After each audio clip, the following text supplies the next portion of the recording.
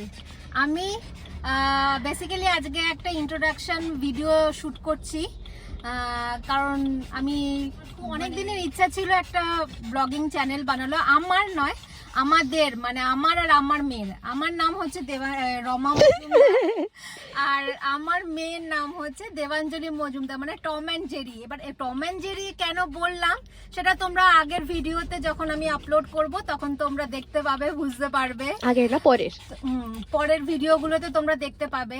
আমার এটা সাধারণত কোনো একটা ফিক্সড কোনো যে চ্যানেল নয় যে শুধু ব্লগিংই দেবো।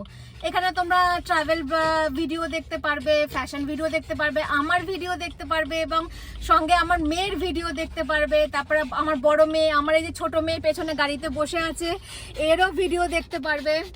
হ্যালো কিশমিশ। তো আমার ইন্ট্রোডাকশনটা আমি দিয়ে দিই। আমি একজন হাউসওয়াইফ।